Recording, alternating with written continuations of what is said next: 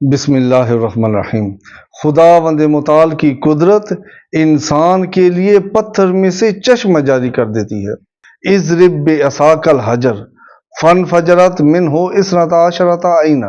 خداوند متعال نے جب حضرت موسیٰ علیہ السلام کو حکم دیا کہ اپنا عصا پتھر پر مارے، حضرت موسیٰ علیہ السلام نے اپنا عصا پتھر پر مارا، خدا نے اس پتھر میں سے 12 چشمے جاری کیے۔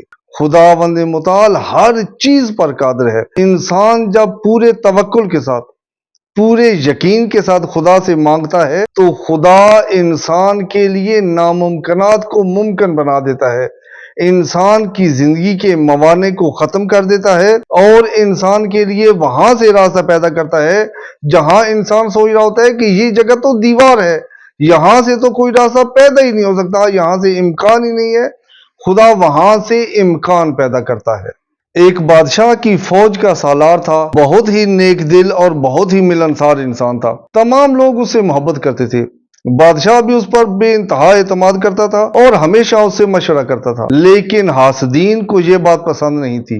انہوں نے بادشاہ کے کان میں اس کے خلاف باتیں ڈالنا شروع کر دی، ہر روز اس کے خلاف باتیں کرتے تھے، لیکن یہ شخص چونکہ اپنے دفاع میں کچھ نہیں بولتا تھا، خاموش رہتا تھا۔ امام علی علیہ السلام کا فرمان ہے کہ بعض دفعہ خاموشی محرومی کا باعث ہوتی ہے، لہذا بادشاہ دل ہی دل میں آہستہ آہستہ اس کے خلاف ہونا شروع ہو گیا۔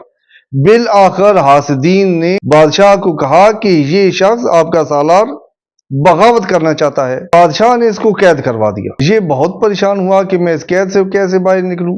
بادشاہ نے حکم دیا، کچھ عرصے کے بعد بادشاہ نے حکم دیا کہ اس کو قتل کر دیا جائے، اس کو سزائے موت دے دی جائے۔ اب یہ بالکل نا امید ہو چکا تھا۔ ایک دن اسی زندان میں ایک بوڑھا آیا اس کو کھانا دینے کے لیے۔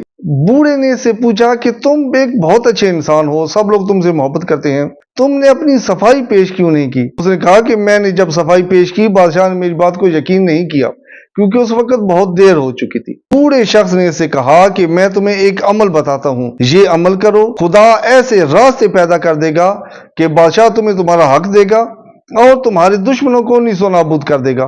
بوڑھے شخص نے اس کو وہ عمل بتایا اور چلا گیا۔ اس شخص نے وہ عمل شروع کر دیا۔ بہرحال آہستہ آہستہ دن گزرتے گئے اور وہ دن آ گیا جس دن اس کو پھانسی دینی تھی۔ بادشاہ نے حکم دیا کہ اس کو لے آؤ تاکہ اس کو پھانسی دی جائے۔ اس کو لے آیا گیا تاکہ پھانسی دے۔ اتنے میں ایک سپاہی آیا اور اس نے بادشاہ سے کہا کہ بادشاہ، ہمارے ملک پر فلاں ملک نے حملہ کر دیا ہے۔ بادشاہ چونکہ جانتا تھا کہ پورے ملک میں سب سے زیادہ مدبر انسان یہی ہے جس کو وہ پھانسی دینے لگا ہے، اس نے اس شخص سے کہا کہ اگر تم اس وقت ہمارے ملک کے لیے لڑو اور ہمیں اس مصیبت سے نجات دلاؤ تو میں تمہاری پھانسی کو ختم کر دوں گا اور تمہیں آزاد کر دوں گا۔ اس نے کہا کہ بادشاہ، یہ شرط کافی نہیں ہے، بلکہ میں چاہتا ہوں کہ تم اس کے بعد تحقیق کرو، اگر میں واقعاً گنہگار ہوں تو مجھے سزا دو، اگر میں گنہگار نہیں ہوں تو جو لوگ گنہگار ہیں ان کو سزا دو۔ بادشاہ نے یہ بات مان لی، اس نے اپنا عہدہ سنبھال لیا، جنگ کی اور ان کو فتح حاصل ہوگی۔ بادشاہ نے جب بعد میں تحقیق کی تو بادشاہ کو پتہ چلا کہ کچھ لوگ تھے جو حسد کی وجہ سے اس کے خلاف بولتے تھے، اور بادشاہ کو احساس ہو گیا کہ میں نے غلط فیصلہ کیا تھا۔